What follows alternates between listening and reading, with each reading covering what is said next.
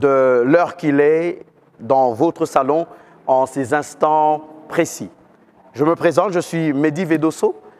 Il y a quelque temps, vous vous souviendrez qu'une invitation nous avait été lancée et j'ai saisi l'occasion pour y répondre comme vous.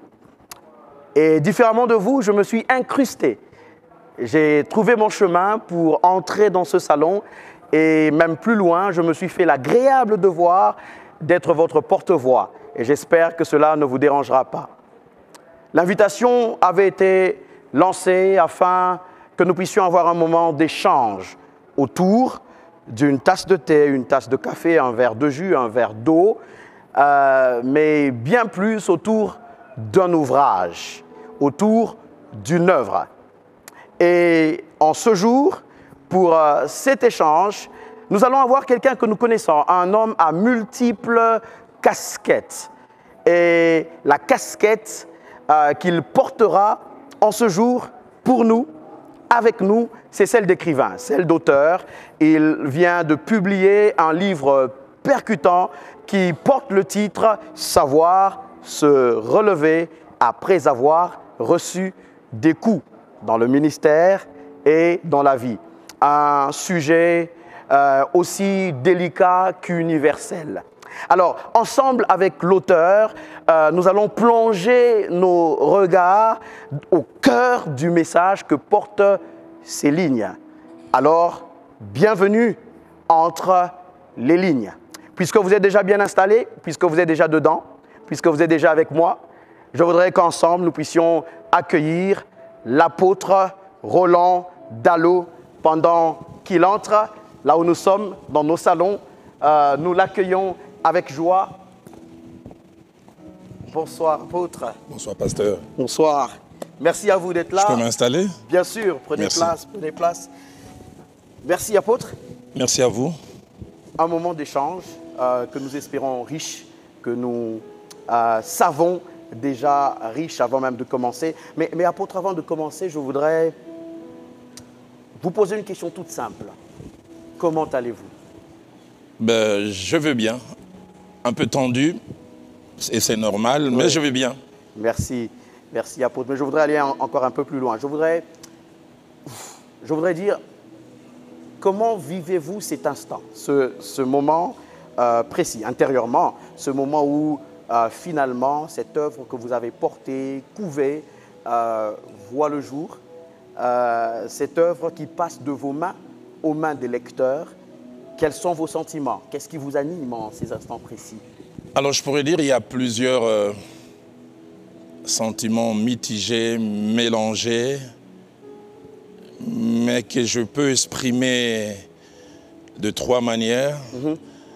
Le premier sentiment, c'est un sentiment de reconnaissance vis-à-vis de Dieu qui a commencé avec nous cette belle aventure de cet ouvrage il y a 4 mois et demi.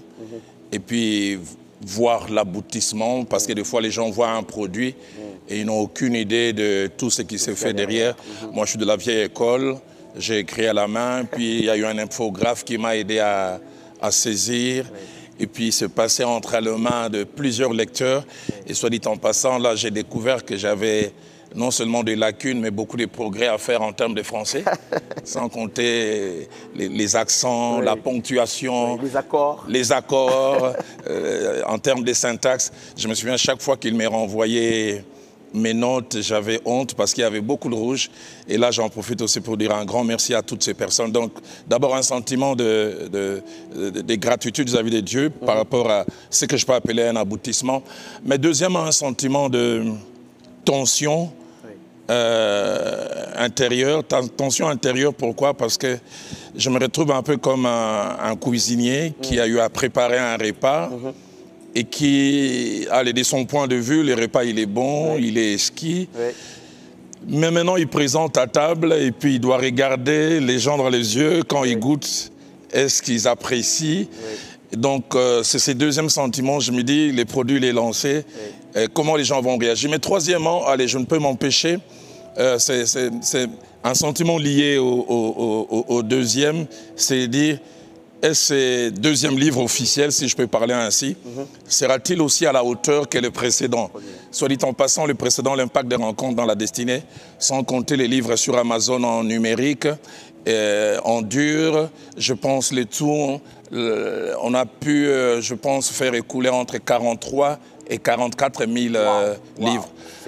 Alors la question, est-ce que savoir se relever après avoir reçu des coups dans le ministère fera-t-il au minimum autant ou peut-être plus? C'est tous ces sentiments mélangés qui m'habitent. En tout cas, nous le lui souhaitons. Je le souhaite aussi et je prie pour ça. Merci. Vous avez bien compris que nous sommes ici avec l'apôtre Dallo. Vous avez vu, non? Les sentiments, c'est premier, deuxième, troisième. Mais après, je voudrais revenir rapidement sur le deuxième. Vous parlez du sentiment d'un cuisinier un peu tendu et tout. Juste une parenthèse, êtes-vous bon cuisinier dans la vie en termes de repas? Non, pas tellement. Quand j'étais jeune, à cause d'un style de vie que l'on menait, papa et maman n'étaient pas souvent là, donc on était obligés de faire une cuisine où nous-mêmes, nous étions à la fois les producteurs et les consommateurs. Donc des fois, quand ça ratait, allez, puisque c'est nous qui avons produit, ça ne posait pas un problème. Mais je pense m'être un peu amélioré en tant que cuisinier quand je suis allé à l'université, en tant qu'étudiant, donc il y avait obligation de préparer, là, non pas seulement pour moi, mais on était dans une chambre où plusieurs aussi consommaient. Il semblait que je n'étais pas si mal. Mais bon, depuis que je suis marié, c'est un domaine dans lequel je suis un peu rentré au chômage. Au début de mon mariage, je faisais un peu d'omelette, mais avec le temps, de moins en moins. Ok. Merci, apôtre. Merci pour votre sincérité. Donc, l'apôtre cuisine de moins en moins. Alors, apôtre, avant de... Vraiment sur le chemin, en train de nous faufiler entre les lignes de cet ouvrage, je voudrais que nous puissions faire un petit stop dans les coulisses. Je voudrais savoir, je suis curieux et je pense que ceux qui sont avec nous dans leur salon, autour de leur tasse de thé, leur tasse de café, le sont tout aussi. Je voudrais comprendre qu'est-ce qui en vous a éveillé ce besoin d'écrire, surtout d'écrire sur ce sujet-ci. Quelle en est la genèse? Comment ça a commencé? Est-ce que ce sont des blessures personnelles transformées en sagesse? Est-ce que c'est une saison de la vie traversée? Est-ce que c'est des connaissances théoriques apprises? Voilà, c'est un peu dans ça que je suis. Alors je réponds en deux temps. La vraie maternité, je peux dire, de ces livres, c'est un enseignement que j'ai donné, je pense, la première fois. J'ai encore souvenir. C'était l'année où la France avait gagné la Coupe du Monde pour la seconde fois en 2018, parce que je me souviens, j'étais à Kimpese et je devais quitter Kimpese un samedi très tôt le matin vers 4 h et je devais avoir une réunion avec le serviteur de Dieu, la réunion de Dallo Ministry, le frère Aiguise Lefebvre à Njili, dans la salle Apocalypse. Et le thème, c'était les serviteurs de Dieu, les coûts et leur gestion. Et c'est un enseignement qui est monté dans mon cœur et que j'ai apporté pour la première fois. Je me souviens, plusieurs sont venus de Brazzaville, de Pointe-Noire. C'est de reste la première fois où j'ai fait la connaissance avec le pasteur Roland Elenga, qui est venu avec une délégation. Et le message a été apporté. Le feedback que j'ai vu ces jours-là m'a fait comprendre que c'était un message important. Et puis j'ai laissé passer, je pense, 2 ans après, juste avant Covid, j'ai apporté le même enseignement à Pointe-Noire, exactement, chez le pasteur Roland Elenga. Et la 3e fois, si mes souvenirs sont bons, c'était chez le pasteur Alexandre Amadou à Abidjan. Et là encore, j'ai vu une belle réaction de la part de tout le monde. Et puis j'ai laissé tomber, laissé rester un enseignement que j'ai apporté à 3 reprises. Et puis le début de cette année, mon épouse et moi, on était loin du pays. On était en vacances et puis on voulait aussi profiter, visiter notre fille cadette. Et c'était une période assez tendue un peu pour le pays. Et ça nous amenait, au-delà de notre temps de prière habituel, de prier un peu plus. Et c'est durant ces temps de prière, ces temps de réflexion, les mots anglais commençaient à bouillonner dans mon cœur, legacy, héritage. Je commençais à penser que j'ai 61 années, et puis les années ça passe, faudra-t-il pas laisser quelque chose aux générations futures? Je commençais à réfléchir à tout mon parcours, certaines choses que j'ai eu à rencontrer, certaines situations, et puis je me suis dit, faut-il que les générations qui viennent rencontrent les mêmes problèmes et surtout les découvrent en les rencontrant?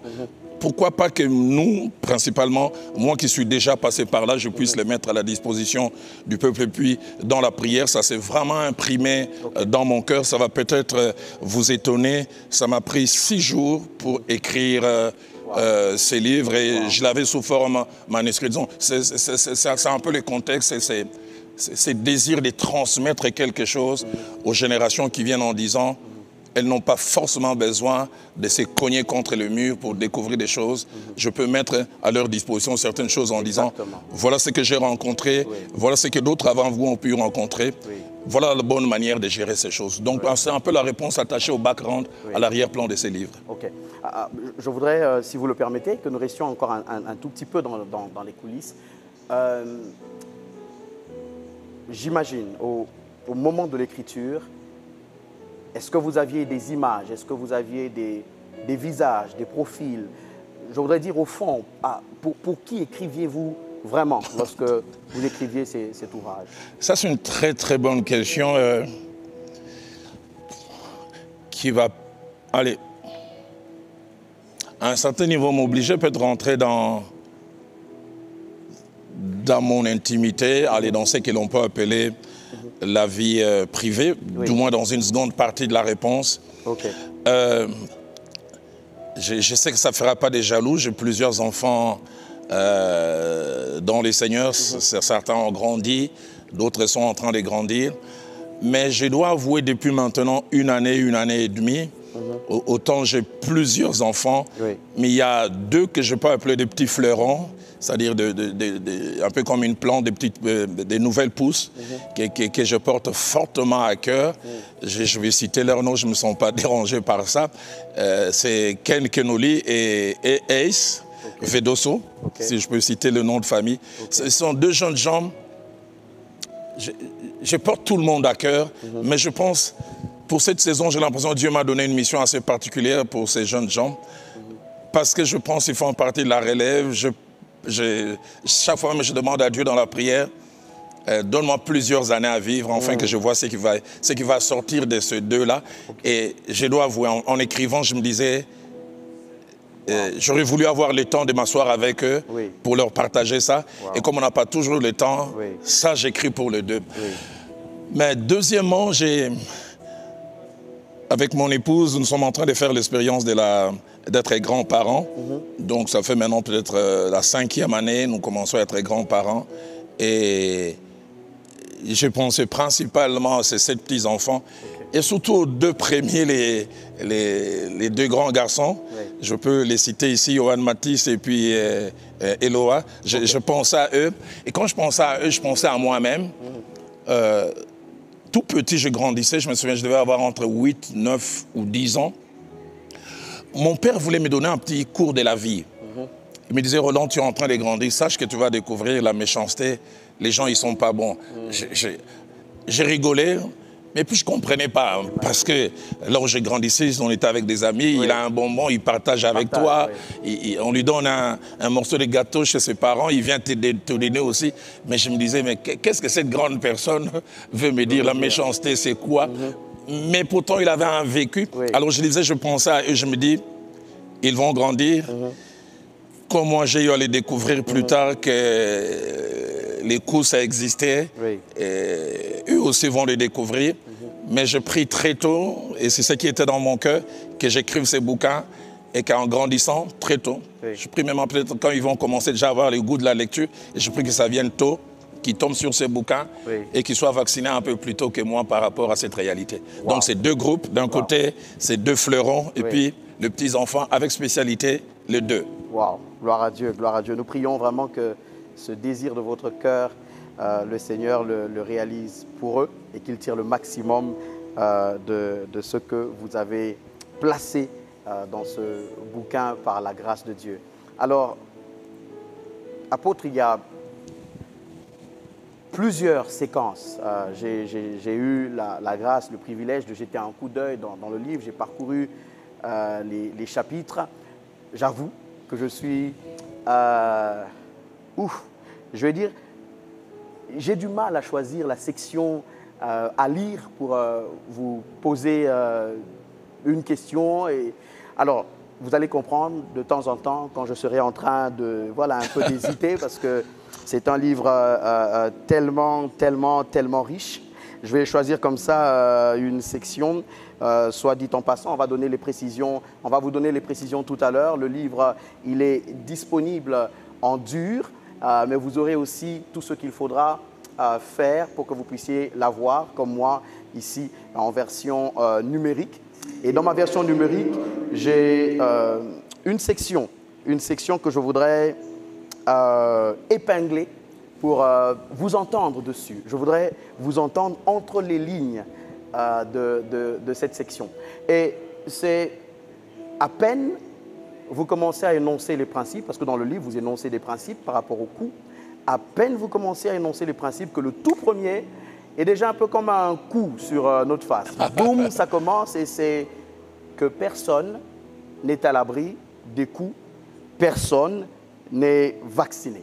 Alors, on sent qu'il y a derrière ces mots comme une intention, peut-être même une expérience ou une conviction forgée dans le vécu. Qu'est-ce que ça veut dire? Pourquoi ce choix de commencer le livre avec comme une sorte de mauvaise nouvelle? Nous dire que, voilà, rien à faire, un jour ou l'autre, on rencontrera des coups sur le parcours de vie. J'apprécie d'abord les constats ou la lecture que vous êtes en train de faire, mais c'est une mauvaise nouvelle, je ne pense pas. Je pense que dans l'inspiration que Dieu a placée dans mon cœur, j'ai voulu dès le départ placer cela comme base. Okay. Un peu comme j'essayais de dire, plusieurs personnes dans la vie en général, et surtout dans le ministère, viennent à l'église, des fois en pensant que c'est un endroit angélique, où tout le monde il est gentil, tout le monde va nous faire des bisous. Et dès qu'on découvre certaines réalités, on est choqué.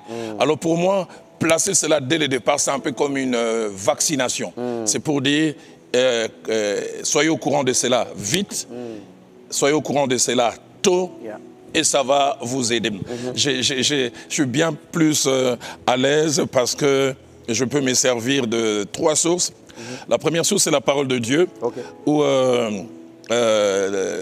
c'est Élihu, je pense, qui parle à Job, dans Job au chapitre 33, verset 19, et présente la douleur comme étant un moyen que Dieu utilise pour que l'homme apprenne. Et je citerai aussi, si ça vous dérange pas, un célèbre poète et dramaturge français du XVIIIe siècle, Alfred de Musset, qui disait que l'homme est un apprenti et la douleur est son maître. Et des fois, il n'y a pas mieux que cela pour nous apprendre. Et c'est pour ça que j'ai voulu placer cela dès le départ en disant, pour moi, c'est comme une sorte de prémisse, que les gens soient conscients dès le départ, et nous allons bâtir sur cela, et vous allez comprendre par la suite les autres choses à faire. Pour moi, c'est un principe important. Les placer un peu plus tard, j'aurais mis trop de suspense. J'ai voulu tuer les suspens dès le départ en disant, connaissez cela, et puis nous prenons la suite. Wow. Gloire à Dieu.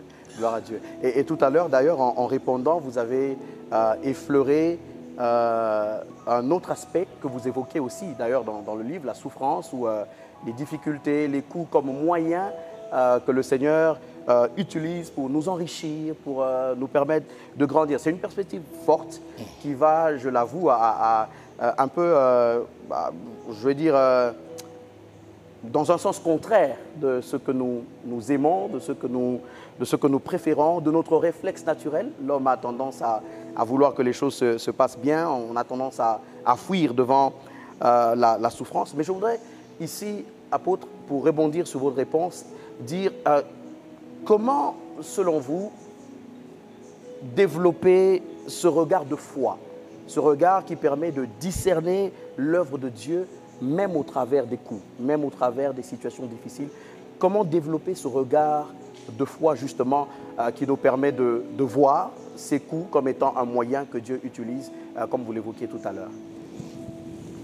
J'ai plusieurs lectures ou peut-être directions que je peux prendre en essayant de répondre à votre question. Mais avant cela, je voudrais dire que naturellement, nous n'aimons pas la souffrance, nous n'aimons pas les coups, même moi y compris. Si j'avais la possibilité de les éviter ou les élaguer, je ferais facilement tout ce qu'il faudrait pour que cela ne puisse pas être sur mon passage. Mais il y a la possibilité, en tant qu'enfant de Dieu, d'avoir, comme vous avez essayé de le dire au travers de votre question, une autre lecture, une lecture de foi. En allant du premier principe que j'ai un Dieu qui m'aime. Et il m'aime tellement que tout ce qu'il veut pour moi, c'est le bien. Ça part de son amour. Voilà, ça part de son amour. La deuxième des choses, c'est que j'aime quand la parole de Dieu, c'est vrai, ça part de l'élément tentation, mais le mot tentation dans la Bible veut parler aussi de l'épreuve. La Bible dit qu'aucune épreuve n'est survenue qui ne soit surhumaine. Et avec l'épreuve, Dieu préparera toujours les moyens pour que nous puissions nous en sortir. Et la pensée qui est là, c'est que Dieu ne laisse jamais que nous soyons éprouvés au-delà de nos efforts. Donc même quelle que soit la douleur que nous vont recevoir par les coups, nous devons savoir qu'il y a quelqu'un qui contrôle cela. Soit dit en passant, quand Job a eu toutes les situations difficiles qu'il a pu connaître, on lit au travers de la parole de Dieu. C'est vrai que Dieu laisse que ça arrive, mais Dieu laisse chaque fois qu'il y ait des limites. Il dit au diable, tu iras de là, mais tu ne toucheras pas à son corps. Tu iras de là, mais tu ne toucheras pas à sa vie. Donc, cette lecture, savoir que Dieu nous aime. Mais troisièmement, savoir que tout ce que Dieu laisse et permet que ça arrive, c'est pour notre bien. La Bible dit dans Romains au chapitre 8, au verset 28, que toute chose concourt au bien de ceux qui aiment Dieu. J'aime bien cette traduction, c'est je pense celle d'Alfred Cohen, dit toute chose travaille pour notre bien. Donc au départ, on peut voir derrière les coups, quelles que soient les personnes qui les donnent, des fois de façon mal intentionnée pour nous nuire, mais ça produit quelque chose de positif. Quand je regarde dans ma vie, je veux combien certains coups que j'ai reçus m'ont permis d'être là où je suis. J'aime quelquefois dire, derrière des fois un coup appelé rejet, peut se cacher la direction ou l'orientation. On te rejette, mais on t'amène aussi vers ton orientation. Allez, je prends Joseph qui reçoit un coup, il est abandonné, rejeté par ses frères, vendu de prime abord. Tout ce qu'il peut voir, c'est le côté négatif. S'il ne s'attache pas à Dieu, c'est l'amertume qui rentre dans le cœur, c'est tout sentiment négatif. Mais plus tard, j'aime bien, quand lui-même, on parle à ses frères dans Genèse au chapitre 45, au verset 20, il dit, vous aviez médité de me faire du mal, mais Dieu l'a transformé en bien. Et puis il est même en train de rassurer ses frères, il dit, ne vous affligez pas. Il dit même, c'est Dieu qui m'a conduit. Mais je ne pense pas qu'il voyait Dieu au départ. Il a fallu du temps pour qu'il puisse réaliser que derrière ces choses apparemment négatives, c'est caché du positif. Gloire à Dieu, gloire à Dieu. Nous prions vraiment pour tous ceux qui sont avec nous pendant ces moments, afin qu'eux aussi, dans ce qu'ils sont en train de traverser ou dans ce qu'ils ont connu, ils sont en mesure, comme Joseph, de voir que Dieu était en train de travailler, que c'était un moyen que Dieu utilisait pour eux. Merci, merci beaucoup, merci apôtre. Et tout à l'heure, justement, apôtre, vous étiez en train de parler vous avez évoqué le cas de Joseph. Nous voyons comment il réagit par rapport à ce qui lui est arrivé, mais je dois avouer que cette réaction n'est pas commune. Elle n'est pas, je ne sais pas dire, elle n'est pas donnée à tout le monde. Oui. Alors, je vais dire, c'est intriguant de voir que bien souvent, devant les mêmes coups, devant les mêmes choses, devant les mêmes épreuves, devant les mêmes problèmes, il y en a un qui en ressort amer, complètement détruit, complètement anéanti, mais un autre qui en ressort, je vais dire, raffiné, qui en ressort fort, qui... Allez, à la limite, c'est comme si rien ne s'était vraiment passé. On se dit, mais est-ce qu'il est vraiment passé par ces choses? Il y en a même un moment, quand ils parlent de ce qu'ils ont traversé, on a l'impression qu'ils racontent des histoires et que ce n'est rien de tout ce qu'ils disent. Alors, qu'est-ce qui fait qu'il y en ait qui soient totalement anéantis et d'autres qui, comme Joseph justement, savent voir ce moyen, savent réussir ce test, savent passer par ces choses et en ressortir différents, mais positivement? Alors, de prime abord, je voudrais dire que je ne blâme jamais et je ne blâmerai jamais toutes celles et tous ceux qui réagissent mal. Le pasteur Vernon, mon pasteur, me disait à l'époque que les meilleurs conseillers sont souvent ceux qui ne vivent pas la situation. Ils ont des solutions toutes faites. Mais en essayant de répondre, et dans les livres, j'essaye d'en parler, je dis, face au même coup, nous ne réagissons pas tous de la même manière. Différentes raisons font que certains réagissent bien et d'autres ne réagissent pas bien. La première raison, c'est la grâce de Dieu. Dieu qui fait grâce, qui rend capable, de telle sorte que la personne, même après, se rend compte qu'elle n'a ni amertume, ni rancœur. Et on vous lui pose la question, qu'as-tu fait Elle n'a pas d'explication. Elle s'est dit, je me rends compte vraiment que c'est Dieu qui m'a soutenu, c'est Dieu qui m'a accompagné. La deuxième des choses, c'est, je peux dire, notre degré de maturité, jusqu'où nous marchons avec le Seigneur et nous sommes enracinés en lui. Et j'aime souvent, parlant de la maturité, dire, la maturité ne dépend pas toujours du nombre d'années dans la foi. La maturité dépend de la capacité à avaler la parole de Dieu, à en faire une partie de notre vie. Et comme le pasteur Vernon souvent dit, essaie de nous dire, c'est à apprendre à agir et à réagir selon la parole de Dieu. Amen. Non pas selon ce que je veux faire, mais qu'est-ce que la parole de Dieu nous dit. Et cette maturité nous amènera un peu comme Christ dit, si quelqu'un te frappe sur la joue gauche, tant aussi l'autre jour. Cette maturité vous amène à pratiquer ce que Christ a dit. Bénissez ceux que vous maudissent. Faites du bien à ceux qui vous font du mal. Naturellement, on ne l'a pas. Mais troisième des choses qui nous rend capables de bien réagir quand viennent les coups, comment je peux dire ça, c'est, allez, je peux dire notre degré de spiritualité, mais en deux temps. Degré de spiritualité en général, jusqu'où nous sommes enracinés dans notre relation avec le Seigneur, mais quelquefois degré de spiritualité au moment où nous recevons les coups. Il arrive des fois que vous trouvez quelqu'un qui spirituellement est mature, stable, mais les coups viennent les trouver à un moment où il est, allez, comme dirait quelqu'un, low bat. Il est au plus bas. Alors il a des fois des réactions et des attitudes des fois qu'on ne comprend pas. Et dans la parole de Dieu, on en trouve, je pense, dans Actes des Apôtres, chapitre 26, l'apôtre Paul, qui connaissait la parole de Dieu, il se retrouve devant les souverains sacrificateurs qui ordonnent qu'on puisse lui donner un soufflet.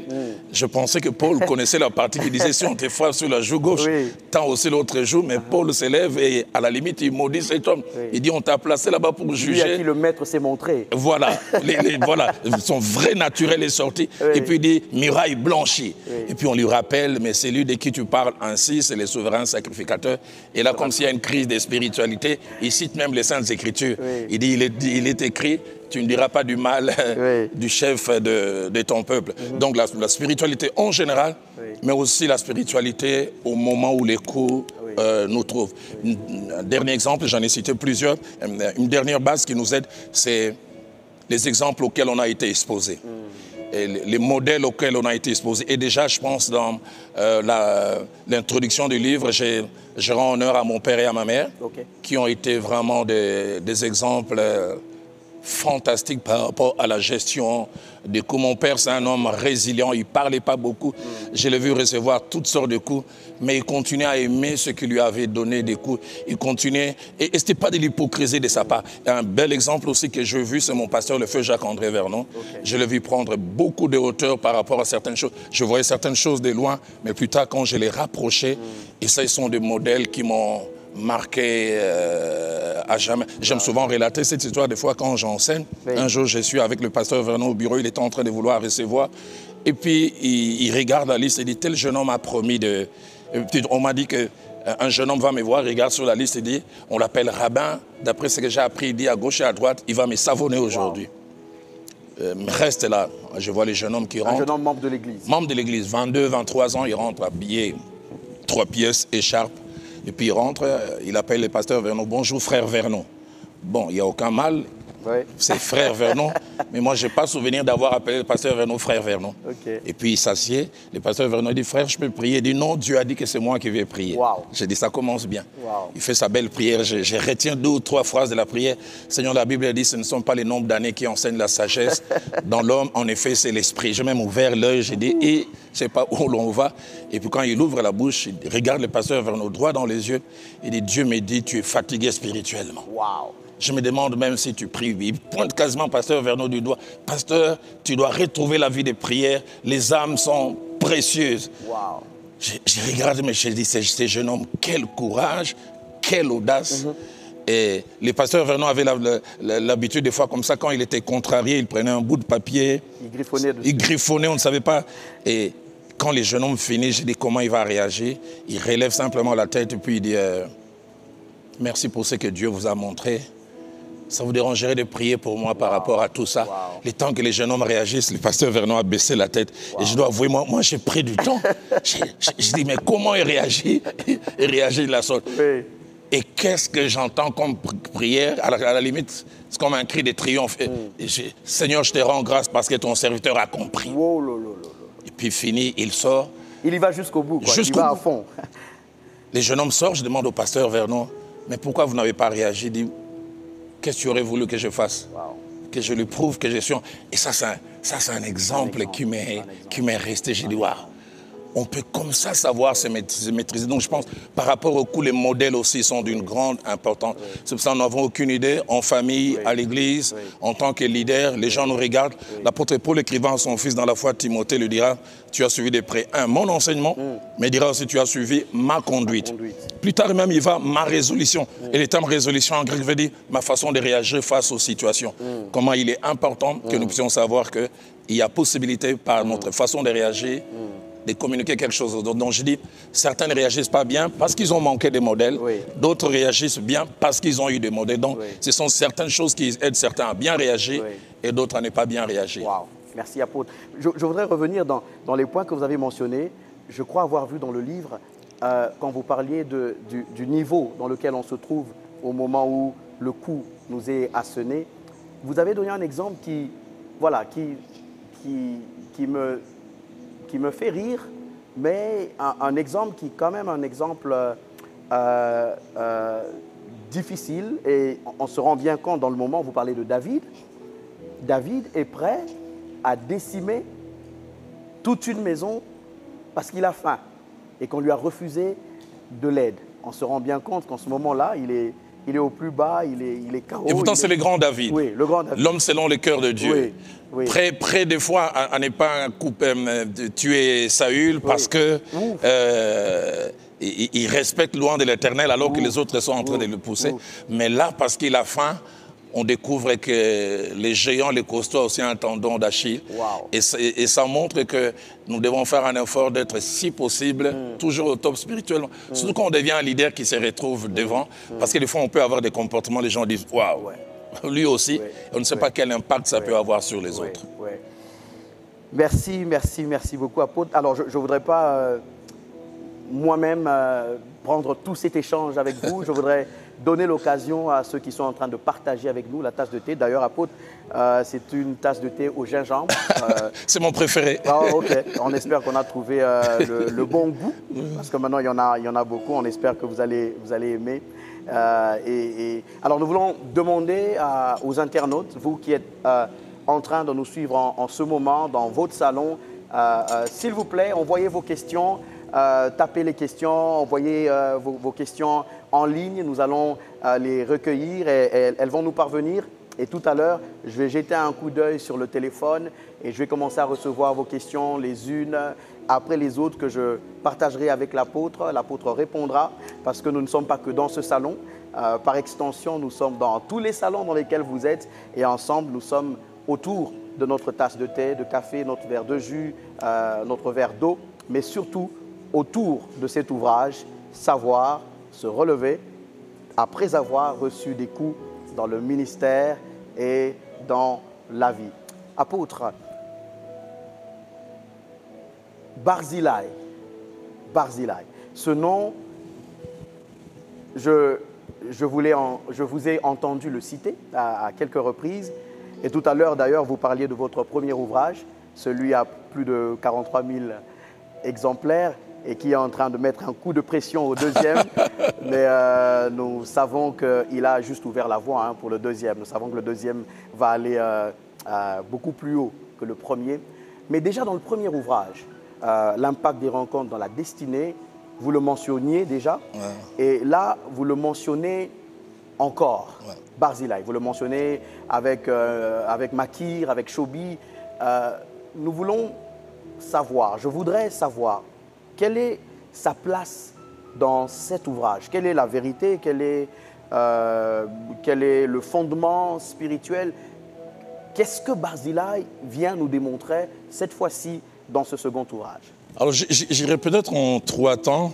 Dans un premier temps, quand je parle de Barzillai dans mon premier ouvrage, je cite un ami qui sûrement est en train de nous suivre du côté de Londres, pasteur Claude Essalo, que j'ai mentionné comme étant mon Barzillai dans le livre L'impact des rencontres dans la destinée.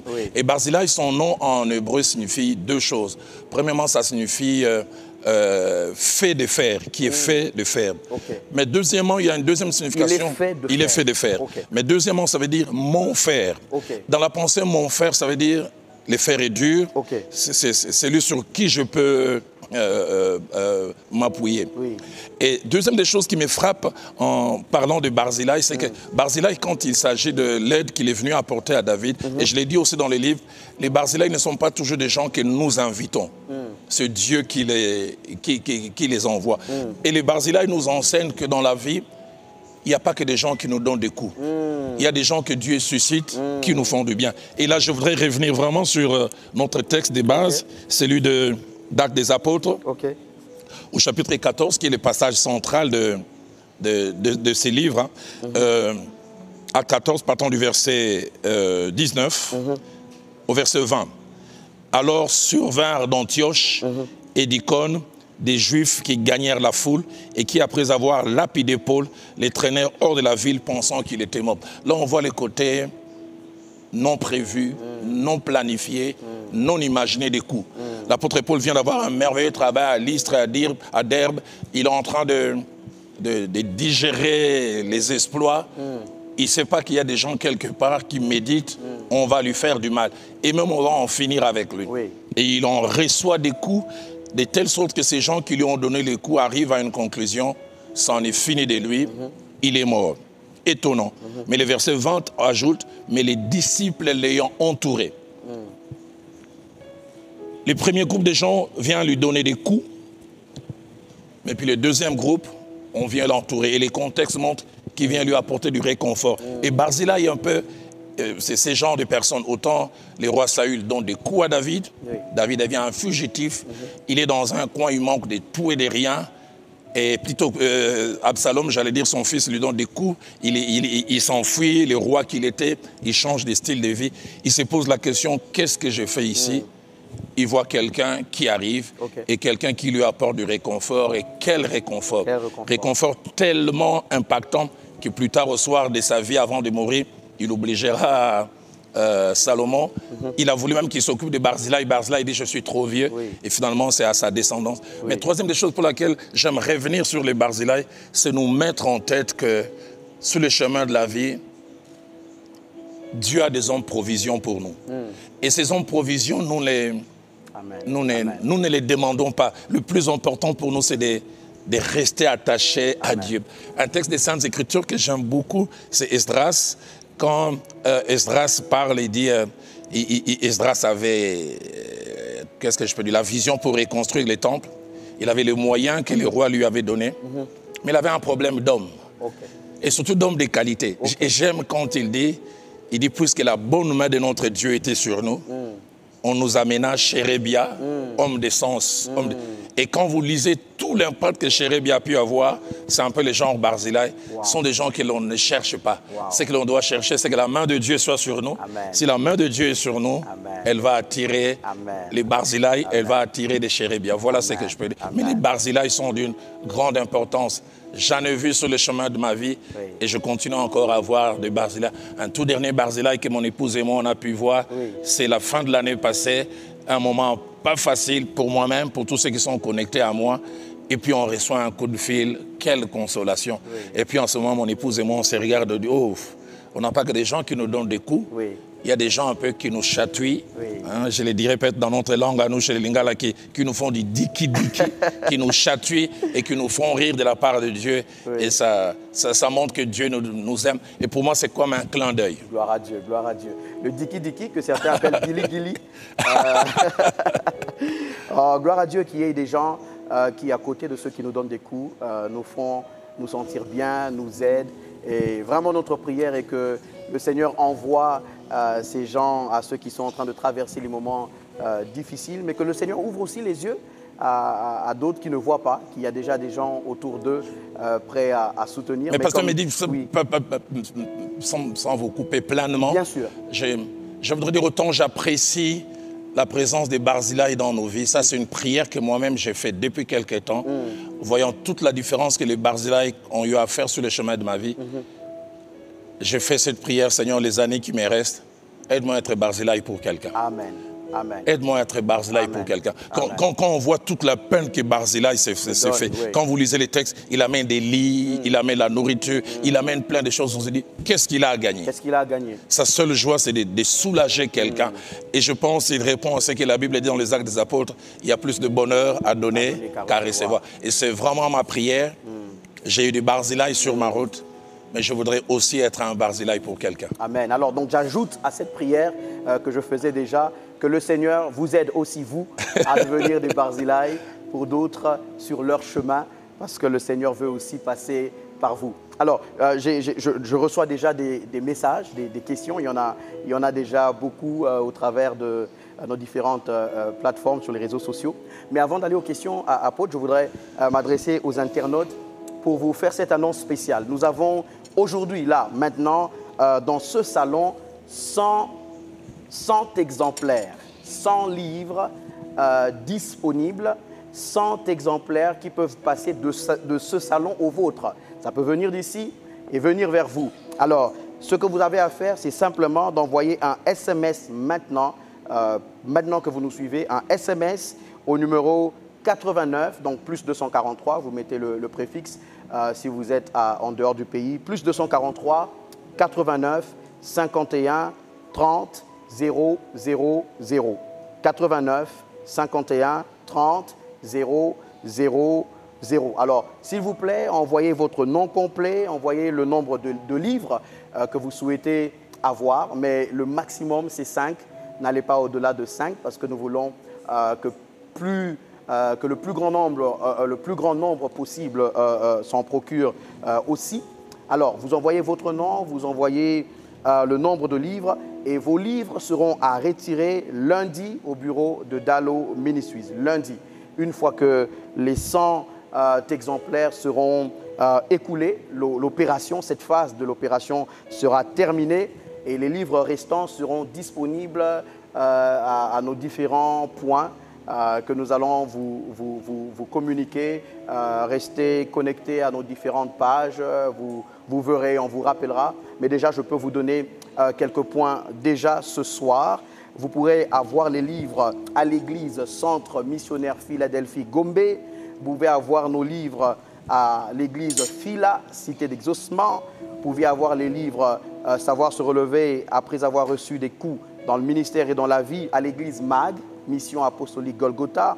Vous pouvez les avoir à l'église Parole Éternelle, à Dalo Ministries, à la Maison de Miséricorde, à la Cité de l'Espérance, extension de Philadelphie à Mongafula, à Phila, Cité d'Exaucement Tchangu, et à l'église Faveur de Dieu, extension du Centre Missionnaire Philadelphie à Ngaliema, ma campagne. Et pour ceux qui sont en Europe, ceux qui sont en dehors du pays, la distribution des livres en Europe se fera au sein des églises de la communauté évangélique en partenariat avec Dalo Ministries International. Donc vous êtes en dehors du pays, vous êtes en Europe, la distribution des livres en Europe se fera au sein des églises de la communauté évangélique en partenariat avec Dalo Ministries International. Et pour toute commande ou information, pour ceux qui sont à l'extérieur, vous pouvez contacter Papa Cyril Bokomba au plus 33 62 035 33 64. Plus 33 62 035 33 64. Ou Madame Elsa Spetel au plus 33 66 87 92 386. Plus 33 66 87 92 386. Et les livres seront aussi disponibles sur Amazon à partir du dimanche. Vous pouvez avoir votre livre. Tout à l'heure, je vous l'ai dit, format numérique. Mais puisque moi, je suis déjà dans la logique d'incrustation, je m'étais déjà incrusté et j'ai déjà le mien en format numérique. Mais dès ce dimanche, sur Amazon, vous pourrez commander vos livres et vous serez énormément bénis. Apôtre Dalo, je reviens à vous. Tout à l'heure, je vous ai vu prendre votre thé. C'est le bon? Oui, c'est le bon. C'est mon préféré. C'est le préféré? Ouais. OK. Le goût? Bien dosé, merci. Bien dosé. Merci. Merci, apôtre. Alors, nous sommes en train de nous approcher lentement, mais sûrement vers la fin de de ce moment d'échange. Et voilà, je sais que la question que je vais vous poser maintenant est une question difficile pour tout auteur. C'est un peu comme si on demandait à un parent de choisir entre ses enfants lequel est son préféré. Mais je ne voudrais pas dire votre préféré, mais je voudrais dire, apôtre, maintenant, là, sur place. S'il y a une section, s'il y a un passage, s'il y a un mot, s'il y a quelque chose dans le livre que vous sentez dans votre cœur, qu'il faudrait que vous puissiez partager maintenant. Pas nécessairement parce que c'est celui qui vous parle le plus, mais peut-être uniquement parce que c'est ce que Dieu vous met à cœur maintenant. Qu'est-ce que ce serait? Que serait ce que vous avez à dire maintenant? Je vais vous prier, apôtre, s'il vous plaît, de bien vouloir regarder la caméra de ce côté-là pour vous adresser à ceux qui nous suivent en direct sur nos plateformes des réseaux sociaux. Alors vous qui allez avoir ces livres, vous vous rendrez compte que j'introduis d'abord en essayant de définir c'est quoi les coûts de manière générale et générique, et puis les coûts par rapport à notre contexte. Et puis je place le principe au sujet des coûts. Et puis je commence à aborder les coûts de manière détaillée, l'abandon, les fausses accusations, Oui. la méchanceté. Et puis à la fin, je finis par une conclusion. Un peu comme vous avez essayé de dire, pasteur, c'est pas évident de choisir un point particulier, mais si je peux essayer de retrouver dans le livre, je pense qu'il y a deux sections qui disent la même chose. Je pense quelque chose que j'essaie de dire tout au début, et je répète quasiment la même chose à la fin. OK. Voilà. Je vais essayer de lire, si vous permettez. Bien sûr. J'aime quand dans Acte 14, au verset 20, il est dit « Il s'éleva et entra dans la ville. Le lendemain, il partit pour Derbe avec Barnabas. J'ai écrit ceci. Un miracle s'est produit. Celui qui avait reçu des coups et été copieusement frappé, de telle sorte qu'on avait même conclu à sa mort, s'est miraculeusement relevé. Ce qui veut dire que le travail continue et que rien ne pourra l'arrêter. Il avait peut-être des bleus dus au coup reçu. Il avait peut-être des pansements et des cicatrices. Il devait sûrement avoir le visage tuméfié, éprouvant encore des douleurs dans son corps, conséquent de ce qu'il avait subi. Mais il était encore en vie, debout et prêt à poursuivre sa course. On l'a cru fini et appartenant au passé, nous-mêmes pouvions croire que c'est la fin de sa vie, de son parcours. Mais celui qui avait donné la vie et qui l'avait mis à part pour le ministère n'avait pas dit son dernier mot. Amen. Et le message de cet épisode, que cet épisode nous adresse, est celui-ci. Quels que soient les coups reçus, en quantité, en qualité, on peut toujours se relever. Et je reprends quasiment presque la même chose, je pense à la conclusion. Et je dis ceci. Je ne sais quel coup vous avez reçu dans votre parcours ministériel. Je ne sais pas jusqu'où ça vous a fait mal et même continue à vous faire mal. Je n'ai aucune idée de la quantité de cicatrices que cela a laissé dans votre vie, mais je voudrais, à l'instar de ce qui est arrivé à Paul, vous dire cette vérité.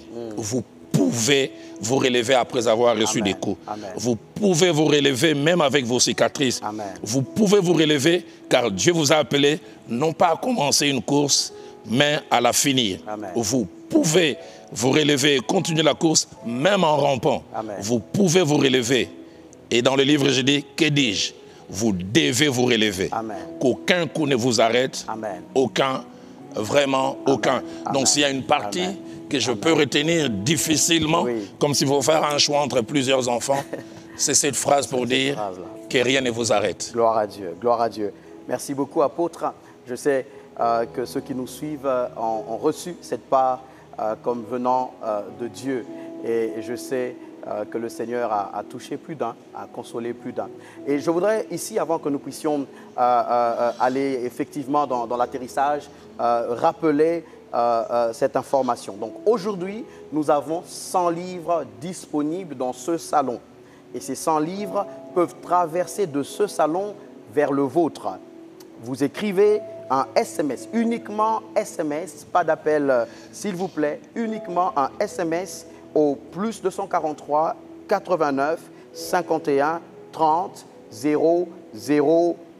Vous envoyez s'il vous plaît votre nom complet et le nombre de livres que vous souhaitez avoir. Et les livres seront à retirer au bureau d'Allo Ministries le lundi. Et la particularité avec ce lot de 100 livres, c'est qu'il y a une dédicace spéciale de l'auteur. L'auteur a laissé un mot pour vous, l'auteur a ajouté des lignes de plus pour votre livre et vous pouvez vous en procurer. Et pour ceux qui sont à l'extérieur du pays, nous rappelons que vous pouvez contacter M. Cyril Bokomba, Papa Cyril, au plus 33 62 035 33 64. Plus 33 62 035 33 64 ou Madame Elsa au plus 33 66 87 92 386. Plus 33 66 87 92 386. Entre les Pangui Yabosawa et moi, il y a eu des coups qui viennent de se donner, oui, parce que j'avais annoncé une révisitation d'un classique de Gaël. Ils ont plutôt chanté Rumba Medley. Mais les coups ne viennent pas d'eux. Oui, le coup est venu de moi. Oui, c'est moi qui leur ai demandé de chanter une chanson qui était prévue pour plus tard. Mais ce que j'aime avec eux, c'est qu'ils sont restés attachés au plan. Ils ont fait selon leur plan. Alors je voudrais peut-être en profiter, papa, si vous me permettez, pour dire à ceux qui nous suivent, les internautes, donc il peut arriver que l'on vous assène des coups, mais restez focus sur le plan, que personne ne vous sorte du plan que Dieu a tracé pour vous par rapport à votre vie. Alors le Pangui Yabosawa, merci d'être resté sur le plan et merci de vous être relevé après avoir reçu mes coups. Merci. Alors là, nous allons passer, papa, aux questions du public. Il y a plusieurs questions qui nous viennent de ceux qui sont en train de nous suivre dans leur salon présentement. Nous allons en prendre un certain nombre. Je vais donner leur nom. Et puis, qu'est-ce qu'on fait? On prend plusieurs questions ou bien l'une après l'autre? Je crois que ça dépendrait de vous. Ou on prend par personne. Comme ça, vous savez répondre quand il y en a qui ont, voilà. Alors, il y a la première question qui nous vient du frère Joe Chama. Joe Chama veut essayer aussi de noter au cas où. Bien sûr. Allez-y. Bien sûr. Joe Chama, le frère Joe Chama veut savoir, il dit ceci: se relever des coups signifie-t-il oublier la douleur des coups ou vivre avec le souvenir des coups et parfois même la douleur causée? Se relever des coups signifie-t-il oublier la douleur des coups ou vivre avec le souvenir des coups et parfois vivre avec la douleur causée? Il a une deuxième question, le frère Joe Chama. La deuxième question est la suivante: peut-on se relever de tous les coups dans le ministère? Est-ce qu'on peut se relever de toutes sortes de coups dans le ministère? Il dit: je pense à Saül ayant reçu un coup de Dieu, il dit rejet, et qui, bien que repentant, n'a pas vu son appel royal se poursuivre. Est-ce qu'on peut se relever de tous les coups? Est-ce qu'il y a un besoin de contextualiser? Voilà, qu'est-ce que vous avez à dire par rapport à ça, apôtre? Alors, je peux répondre en 3 temps pour la première question. Est-ce que se relever des coups, ça veut dire oublier la douleur ou vivre avec la douleur? Déjà, dès le départ, quand j'essaie de définir les coups et placer le principe en disant les coups font mal, quel que soit notre degré de spiritualité, ça fait mal et ça fait très très mal. Paul les avait reçus physiquement, ça fait mal. Moi-même dans mon parcours, quand je parle de sortes de coups, je parle de trahison, je parle d'ingratitude, je parle d'abandon. Ça fait mal. Il faut l'avoir vécu pour ressentir ce que cela fait. Et du reste, quand je parle de la douleur qu'un coup peut causer, on voit dans Psaume au chapitre 55, David, l'homme selon le cœur de Dieu. Et tous les commentateurs disent que dans ces contextes-là, il parle sûrement d'Achitophel, qui était vraiment son homme de confiance. Et Achitophel, les coups, il abandonne, il rejoint Absalom. Et il dit, ce n'est pas un ennemi qui m'outrage. Il dit, c'est toi qui étais mon confident. Et il dit, ensemble, nous marchions, nous allons dans la maison de l'Éternel. Et puis, il ajoute que cette personne meurt en plein jour. Donc, on voit jusqu'où les coups peuvent faire du mal, même à l'homme le plus spirituel. Alors, se relever, est-ce oublier? Pas forcément, parce que je ne pense pas qu'on devient amnésique. Les souvenirs peuvent rester. C'est là où vient ma deuxième intervention en disant... on a toujours le souvenir, mais parce que Dieu nous a aidés, on enlève au souvenir son côté douloureux, son côté de nous faire mal. Je peux rencontrer quelqu'un qui dit, cette personne m'avait trahi. J'en parle aujourd'hui, il n'y a ni amertume, parce que Dieu m'a aidé à tourner la page et à aller de l'avant. Mais troisième des choses que je peux dire, c'est que la douleur, elle ne part pas... Allez. Autant elle peut venir subitement, autant des fois... Il y a un processus. Ouais, le départ peut être un processus. Oui. Et des fois, un processus long. Et même long et très long pour certains. Mais si on a Dieu, ça finit toujours par passer. Des fois, on peut revoir ces personnes, on a le cœur serré, on n'a même pas envie de saluer la personne. On dit, je vais la regarder de loin. Je prends l'exemple du roi David. Le roi David, il reçoit un coup par son fils Absalom qui tue son frère Amnon. Et Absalom s'enfuit. Et finalement, quelqu'un vient faire de bons offices permettant que Absalom puisse revenir. Mais étrange, David a pardonné Absalom, mais il dit qu'il reste dans son coin et je ne veux pas les voir. Et la Bible dit qu'il fit 2 ans. 2 ans. C'est-à-dire, il a fait revenir dans la cour royale, mais il dit qu'il reste dans son coin. Mais en même temps, on voit un miracle avec le père du fils prodigue qui a reçu un coup de la part de son fils, mais quand le fils revient, il les réhabilite complètement. Et du coup, donc j'ai dit, c'est pas parce que chez toi c'est un processus que tu es faible spirituellement, c'est pas non plus parce que de l'autre côté ça va plus rapidement que tu es plus spirituel. Il est possible que ce soit une grâce que Dieu te fait. Je prends la seconde question, peut-on se relever de tous les coups? Je continue à croire que c'est possible. Bien qu'il y ait des coups qui peuvent être mortels, qui peuvent nous amener à perdre peut-être la vie, mais de la part de Dieu, surtout si nous sommes attachés à Dieu, Dieu finit toujours par nous relever. J'aime ce que ma Bible à moi dit, je ne sais pas si on a le même, dit les malheurs atteints souvent les justes, mais la Bible ne dit pas l'Éternel les relève souvent, mais l'Éternel les délivre toujours. D'un côté souvent et de l'autre côté toujours. Et je pense que pour que nous puissions nous relever, il y a la part de Dieu et puis il y a aussi, il y a aussi notre part. Je voulais donner une ou 2 anecdotes par rapport à ça. Je me retrouve en quelle année avec mon épouse? Je pense qu'on est en 92-93. On vient de se marier. Je devais officiellement prendre la relève de la direction de la jeunesse de la Borne. Et je pense en coulisses, une transition était en train de se passer. L'information avait même été déjà apportée à tous les leaders que celui qui était numéro 1 allait partir et que moi j'allais prendre. Mais puis finalement, certains événements ont fait que celui à qui je devais succéder n'est pas parti de l'église de la bonne manière. Il y a eu certaines choses, on a eu à les suspendre. J'ai toujours souvenir, un peu tout jeune dans la foi et dans la marche avec Dieu, les jours où on les suspend, quelques heures avant, on m'appelle, on dit c'est toi qui vas prêcher à la réunion du soir parce que c'était prévu que ça soit l'équipe. Et ils ne savaient pas que ce jour-là, je signais un peu mon arrêt des morts. Parce que quand, d'abord, je me mets à prêcher, les gens commencent à quitter la salle. Et puis, donc finalement, je succède à la jeunesse sans qu'il y ait eu une remise et reprise. Et j'ai vu dans les 3 mois qui ont suivi, la jeunesse, je pense, on était aux alentours des 400, 500. Ça a commencé à se vider. Je pense la 2e semaine, on est passé de 400, 500 à 100. Et j'ai vu la plupart des leaders qui ont travaillé avec moi, certains ouvertement venaient me dire, on ne va pas travailler avec toi, tu es un traître. Je veux même mieux contextualiser.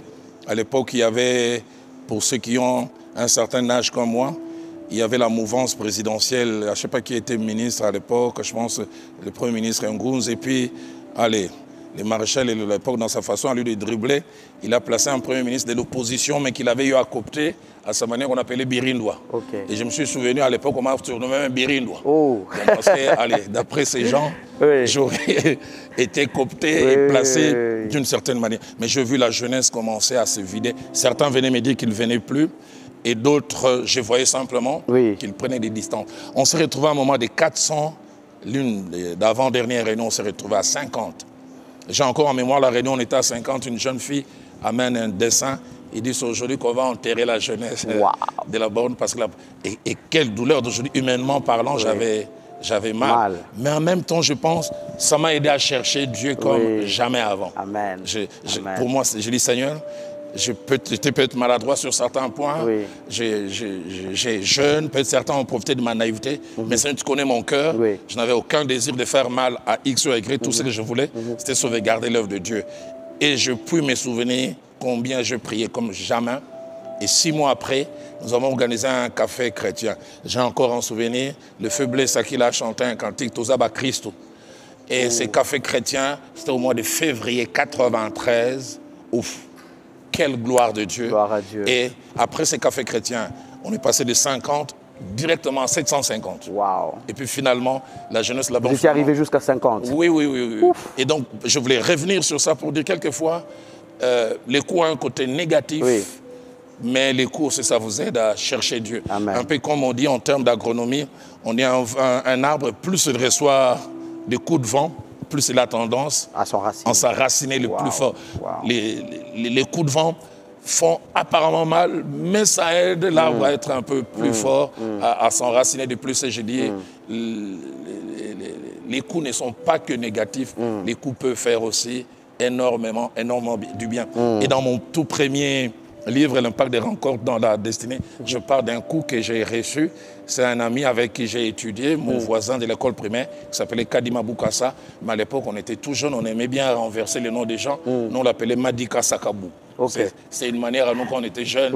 Hein. Par exemple, tu t'appelles Gabi, nous, on t'appellerait Biga. Donc, c'était vraiment, bon, autre temps, autre mœurs. Mais c'est quelqu'un qui aimait m'attaquer dans mon fort intérieur. Je viens de la tribu Tétéla et il semble qu'on a des fois des problèmes d'accent pour dire certains mots. J'ai vu mon père en grandissant avoir difficile à prononcer certains mots. Et l'un des plus grands Tétéla connus, c'est Lumumba. Et son français n'était pas les meilleurs forcément. Alors tout jeune, en 2e, 3e primaire, cet ami, il m'appelait Lumumba. Pourquoi? Parce que ma prononciation, c'était, au lieu de dire indépendance, c'était indépendance. Et il aimait bien. Chaque fois que je devais faire les locutions, il se mettait à rouler par terre. Il savait déjà ce qui allait venir. Il savait déjà. Et 9 fois sur 10... Il avait raison. Mais je me souviens combien il a fallu que lui m'attaque comme ça pour que je fasse un effort pour m'améliorer. Je me souviens combien de fois, durant les vacances, je faisais moi-même un cours de diction. J'ai dit, on dit petit. Et je fais ces gros efforts. On arrive en 4e quand on rentre. Et la première fois, on me demande de passer au tableau et de faire une élocution. Je fais aucune mauvaise prononciation. Je l'entends crier dans la salle. Il dit, en lingala, Lumumba Biki. Il dit, Lumumba est guéri de sa mauvaise diction. Pourquoi j'en parle? Il a fallu que lui me donne ces coups pour que ça m'amène à chercher les meilleurs de moi-même. Je ne sais pas où il est. Ça fait plusieurs années que je ne l'ai plus vu. Kadima Boukassa, Madika Sakabou. Si je parle un peu bien, c'est parce que tu m'as souvent attaqué. Oh, gloire à Dieu. Fantastique, fantastique. Et après le frère Joe Chama, il y a le frère Gabriel Kitsa Rodriguez qui pose cette question. Il dit, quelle attitude avoir face à une personne proche de vous qui vous a fait du mal au moment où vous vous y attendez le moins? Ça peut être un frère, un ami, un proche. Votre réponse nous fera du bien. Quelle attitude avoir face à une personne proche? Et je crois que vous en parlez même dans le livre. Je réponds en 2 temps, mais je prends le plus bel exemple. C'est notre Maître Jésus-Christ. Et là, chaque fois que j'ai été avec ces textes, je sais que Christ n'était ni un hypocrite, surtout pas un gros hypocrite, et surtout pas un joueur de théâtre. Christ, dans son omniscience, il savait que Judas Iscariote l'avait trahi. Il était allé chercher l'argent et c'est lui qui a joué office d'indicateur pour dire à ces gens, il est à tel endroit. Et quand ils arrivent, Judas Iscariote lui fait la bise. La bise pour parler de l'amitié. Et quand Christ ouvre la parole, ouf, les qualificatifs qu'il colle à Judas, je me suis souvent posé la question si j'aurais fait pareil. Il appelle mon ami. Il dit, mon ami, ce que tu es venu faire, fais-le. Et quand Christ dit ami, c'est vraiment ami. Et je ne sais pas, je me dis, moi, je l'aurais repoussé. J'aurais dit, je ne sais quoi. Mais Christ il a laissé faire. Autre exemple que je peux prendre encore, c'est David, qui dans plusieurs écritures est un peu le type de Jésus. Les coups qu'il reçoit, dans 2 Samuel au chapitre 15, vient de son propre fils. Vous pouvez vous souvenir, j'allais dire, de ce célèbre empereur, je pense, romain, qu'on est en train d'attaquer et on veut les tuer. Puis il voit parmi les assaillants son propre fils avec cette célèbre phrase latine, « Toi aussi, mon fils », dont on voit toute la douleur. Et celui qui fait du mal à David, c'est Absalom, son propre fils. Qui non seulement lui fait du mal en les détrônant, mais plus tard va avec ses concubines au vu et au su de tout le monde, dans le but de les toucher dans son âme. Mais puis finalement, qu'est-ce qui se passe quand l'élite d'Israël veut s'élever avec, je pense, Joab comme chef de l'armée, et pour aller combattre l'armée d'Absalom, quel drôle de consigne. David à la fois comme, certes, roi déchu, mais comme quelqu'un à qui l'on a fait mal. Écoutez ce qu'il dit à Joab, il dit doucement. Avec le jeune homme. Avec le jeune homme. Doucement avec le jeune homme. Ça, j'estime, c'est de la grandeur. Et ça ne s'arrête pas là. On apprend qu'Absalom est mort. Ok. Allez, on peut dire, la rébellion est matée, la tête du rebelle est coupée. David se met à pleurer. Il se met même à dire, Absalom mon fils, qui ne suis-je pas mort à ta place? Et ça choque les autres. Ça choque. Et c'est pour ça dans les livres aussi, j'en parle, je dis, les moments où nous recevons les coups sont des moments des tests. Des tests pour notre ancrage spirituel, des tests pour notre vraie maturité. La maturité, ce n'est pas quand je prêche, c'est quand tout va bien. C'est quand des fois ces choses arrivent que je peux savoir est-ce que je suis vraiment un véritable enfant de Dieu ou pas. Donc, ces deux exemples que je donnais sont très, très révélateurs.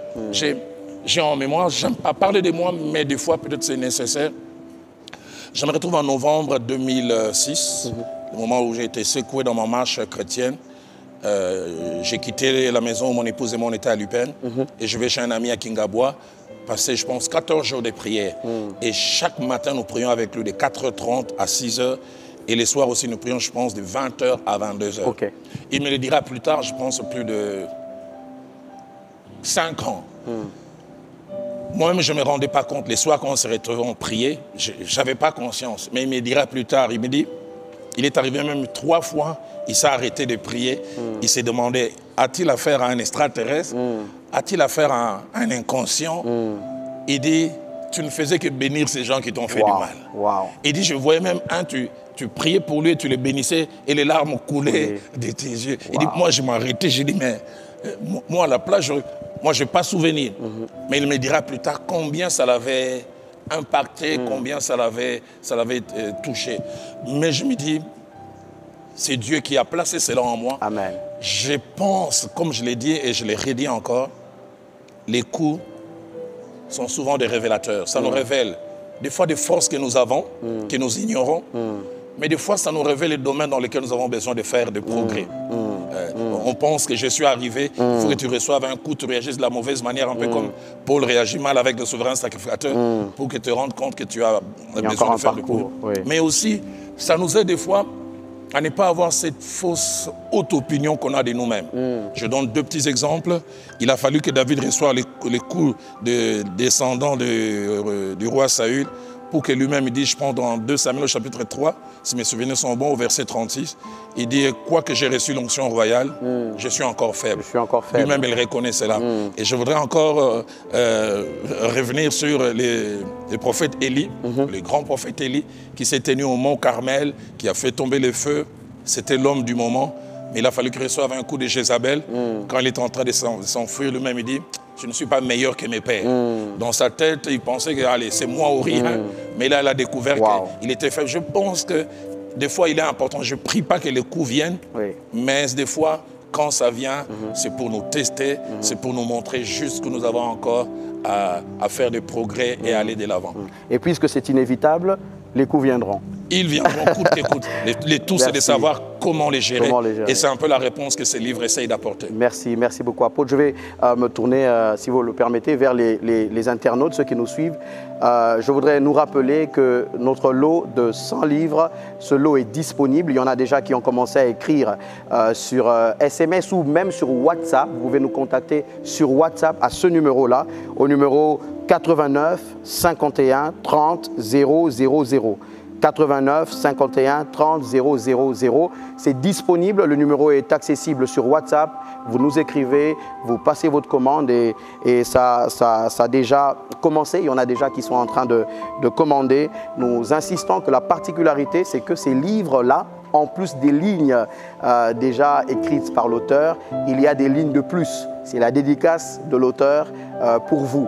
Et toujours du côté de nos internautes, puisque vous êtes en train de partager ce moment avec nous, avec le thé, est-ce que pendant que vous suivez, vous pouvez faire signe, je ne sais pas, avec un emoji d'une tasse, une tasse de thé, avec un verre de jus, peu importe, ou même une photo de vous, si vous voulez, une photo de vous avec votre tasse de thé dans votre salon, afin que nous sachions que nous sommes vraiment ensemble en train de partager autour de cette tasse de thé, mais surtout autour de cet ouvrage. Pasteur Média, alors que peut-être vous voulez aller plus loin, merci, je voulais vous apôtre. demander une petite faveur. Quand Bien vous aurez sûr. fini, vous me permettrez de vous demander une faveur en 2 temps. Ok, sans souci. J'espère que vous n'allez pas oublier. Sans souci. Alors on retient qu'avec l'apôtre... Préparez-vous, ça risque de vous choquer. Ok.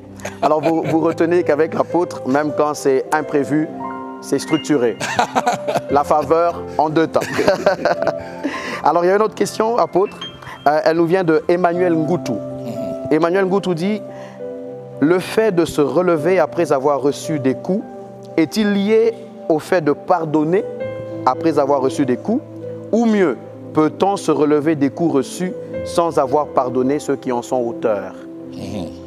Où se situe ce relèvement? Est-ce que pour se relever, il faut avoir pardonné?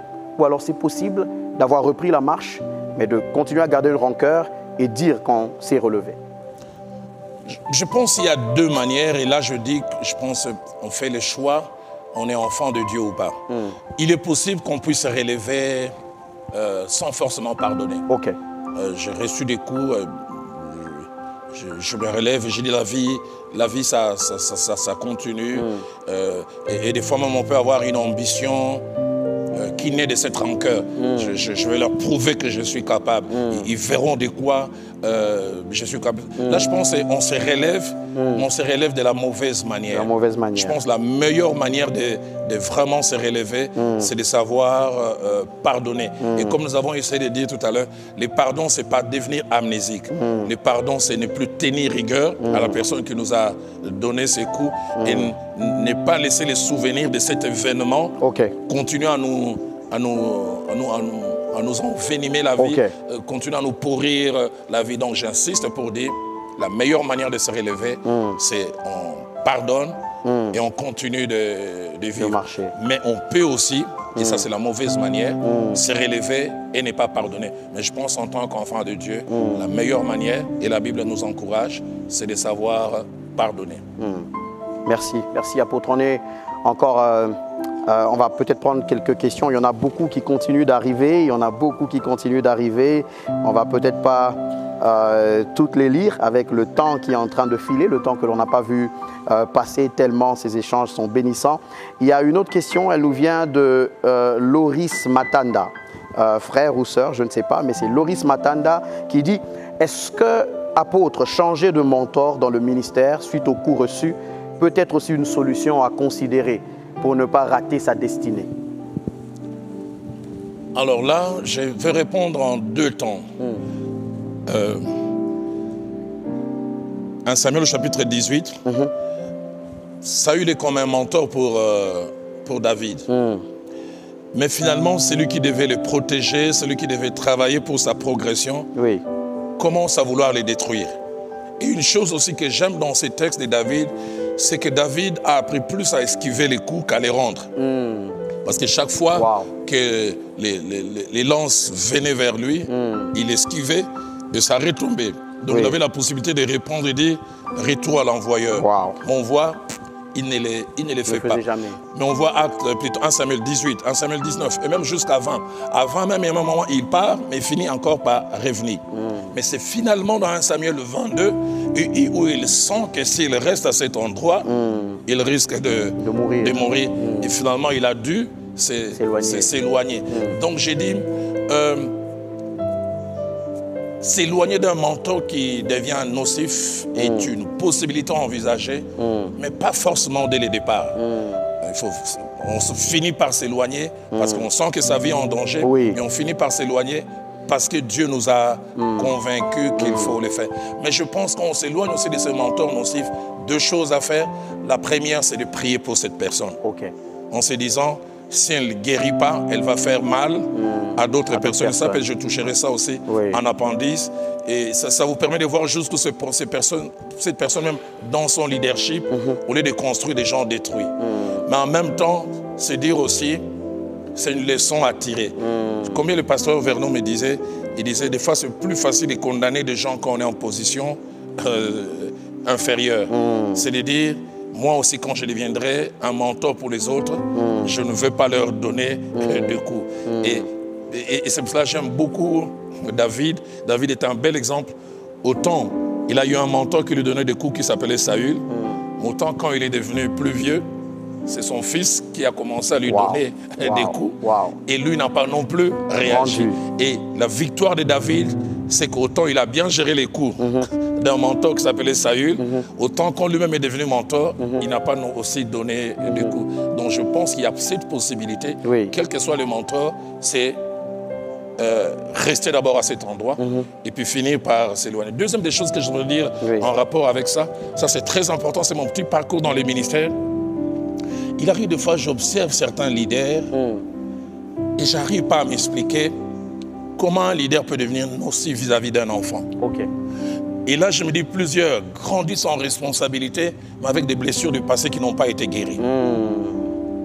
J'arrive pas à expliquer comment un leader désormais peut avoir comme un ennemi celui qui est sous sa responsabilité. Et j'ai dit, quand vous voyez cela, ne blâmez pas ces personnes. Ces personnes ont eu un parcours avec des choses qu'elles ont eu à vivre. Elles n'ont pas été guéries, elles ne sont pas conscientes. Et peut-être aussi les personnes qui sont dans leur proximité n'essayent pas de les aider. Et je reviens encore sur ce que j'ai dit. Ça nous donne aussi une leçon en disant, demain, je n'aimerais pas devenir un leader nocif. Si Dieu me donne la même position, je ne vais pas détruire les gens. Gloire à Dieu, gloire à Dieu. Merci beaucoup, apôtre. On va peut-être prendre une dernière question des internautes. Chers internautes, si vous êtes avec nous dans ce salon, en étant dans le vôtre, s'il vous plaît, partagez-nous un emoji, une tasse de thé, une tasse de café. Bon, quand c'est un emoji, on ne sait pas s'il y a du thé ou du café dedans, mais partagez ce que vous avez, un verre de jus, un verre d'eau. Si vous avez une photo que vous voulez nous partager avec votre tasse de thé, de café, s'il vous plaît, faites-le. Il y a tellement de questions, mais nous allons en prendre une dernière et probablement que nous trouverons le moyen de faire parvenir les autres, le reste des questions à l'apôtre. Ça va aussi inspirer peut-être pour les prochains livres. Peut-être pour le prochain livre, et vous aurez sûrement votre réponse. Alors on va prendre la dernière question. Il s'agit de Ndonga Pelage. Ndonga Pelage dit étant avocat, j'ai été omis du tableau de l'ordre 2 mois après mon mariage. La situation a pris 2 ans et demi et le motif était injuste. Comment me comporter face à ceux qui m'ont fait ce coup? Il donne une situation personnelle. Il veut savoir comment se comporter vis-à-vis de ceux qui ont asséné ce coup à notre frère Ndonga Pelage. Alors j'aime bien ce texte de 1 Samuel au chapitre 24, verset 13. David est poursuivi par le roi Saül, qui a sa merci, et les gens le poussent à lui faire du mal, il ne le fait pas. Il se retire et puis de loin, il appelle le roi Saül, et même quand il appelle, il fait, pour moi, 2 choses qui me montrent toute sa grandeur. La première, il appelle Saül mon Seigneur. Malgré que cette personne a de l'amertume, cette personne cherche à le détruire. Et la deuxième, quand il parle au roi Saül, il se prosterne.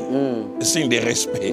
Donc il continue à avoir une considération, un respect vis-à-vis de quelqu'un, entre guillemets, qui ne mérite plus. Mais c'est plutôt la phrase que David prononce qui, pour moi, est interpellatrice. David dit, de méchant vient la méchanceté. Il dit, on me pousse à te faire du mal, mais il dit, je ne peux le faire car des méchants vient la méchanceté. Pour dire, je ne suis pas méchant. Ce n'est pas en moi. Ce n'est pas cette nature que j'ai. Alors, je voulais lire à Pelage, il y a des gens, leur nature, c'est la méchanceté. Faire du mal, c'est ça leur bonheur. Permettez-moi, pasteur Mehdi, de relater cette petite histoire. Je vous en prie. Ma mère me relate cette histoire. Il y a un petit poisson qui est en train de voguer dans l'eau. Et puis il arrive quasiment au bord de l'eau. Et puis il voit un scorpion, un gros scorpion en train de pleurer. Il dit, qu'est-ce qu'il y a? Il dit, non, de ce côté, il n'y a plus la nourriture. On dit, il y a la nourriture de l'autre côté. Mais je ne supplie les gens de me faire traverser de l'autre côté. Personne ne veut me faire traverser. Et personne ne croit en moi. Mais il dit, mais tu as réputation avec tes deux crocs-là, tu vas faire du mal. Il dit, j'ai te supplie. Oui. Si vraiment toi tu m'aides à aller de l'autre côté trouver la nourriture, tu penses moi que je vais te faire du mal. Il dit, tu promets, tu vas jurer. Le scorpion lève son membre et puis il jure. Le serpent, plutôt le poisson, il monte sur son dos. Ils sont en train de voguer, de traverser juste en plein milieu. Le poisson entend les scorpions qui pleurent. Il s'est dit, mais qu'est-ce qu'il y a? Il pleure une deuxième fois. Oui, une deuxième fois. Il dit, mais tout à l'heure tu chantais, et puis comment tu... Il dit, si je te dis ce que je ressens, tu ne vas pas me croire. Il dit, qu'est-ce que tu ressens? Si je te dis, tu ne vas pas me croire. Il dit, quoi? Je sens le désir de te piquer. Oh. Moi qui t'aide. Et puis non seulement que je t'aide, mais tu avais promis. Tu avais promis. Il dit, j'arrive pas, c'est plus fort que moi. Wow. Et le temps qu'ils arrivent quasiment de l'autre côté, il a piqué en se faisant pardonner, il dit, c'est plus fort que moi, c'est ma nature. Oh là là. C'est simplement pour ça, c'est ma mère, simplement pour me dire, il y a des gens, leur nature, c'est faire du mal. Ouais. C'est quand ils te voient souffrir, que ça leur fait du bien. Mais deuxièmement, les gens font mal des fois par jalousie. Parce qu'ils envient ce que tu as, que des fois tu peux être dans une position moindre. Allez, Saül a la position du roi, mais il envie David simplement parce que les gens chantent. Un chant, ça peut passer. Alors j'aimerais revenir auprès de la sœur Pélage, je pense que c'est une sœur, pour dire si elle est enfant de Dieu, elle doit savoir que Dieu ne laisse rien arriver pour rien. Si Dieu a laissé, et je sens que ça lui fait mal aussi parce que ça a coïncidé avec son mariage, je sens combien ça lui a fait du mal. Mais deuxième des choses que je voudrais dire, je prie que cette situation ne puisse pas empoisonner cette nouvelle vie qui vient de commencer. Amen. Son mari ou son entourage risque de souffrir pleinement parce qu'elle a reçu un coup, et j'en ai parlé dans les livres. Des fois, nous recevons les coups de l'extérieur et nous venons à la maison, nous commençons à... Il y a des répercussions. Des répercussions. Oui. Et puisque j'en parle, j'ouvre une parenthèse. Durant cette période où j'avais connu des sérieux problèmes dans l'église où je passais 20 ans, j'ai sorti une fois d'une réunion, on m'a martelé, on m'a dit des choses. Avant de rentrer de chez moi, je pleurais, je prends 30 minutes. Et puis j'arrive à la maison, comme je ne donnais pas tous les détails à mon épouse, parce que je ne voulais pas qu'elle... Oui. Alors j'arrive, elle aime bien, moi aussi j'aime bien dormir dans mes bras. Et puis elle vient, Roland, je peux dormir dans mes bras. Dans mon cœur, je me disais, moi je viens de recevoir des coups, et toi tu ne veux que l'affection. Mais pourtant, c'est son droit. Oui. Et c'est pour ça que je me dis, quelquefois les coups que nous recevons font que nous sommes de mauvaise humeur, nous empoisonnons la vie tout autour. Alors qu'il y a possibilité de dire, Seigneur, j'ai reçu ces coups, mais la vie, je continue à la mener normalement.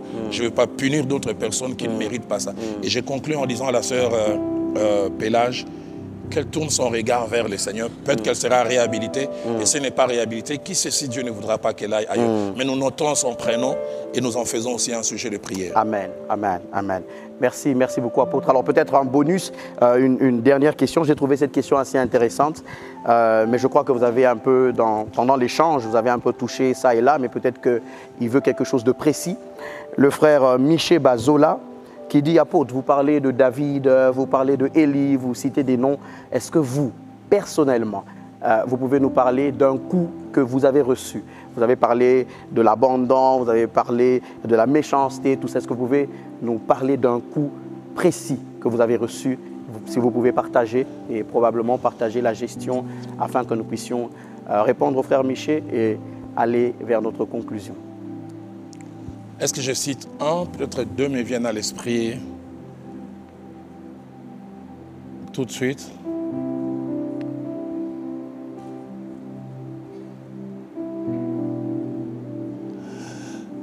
Le tout premier, c'est un frère avec qui je suis dans le ministère et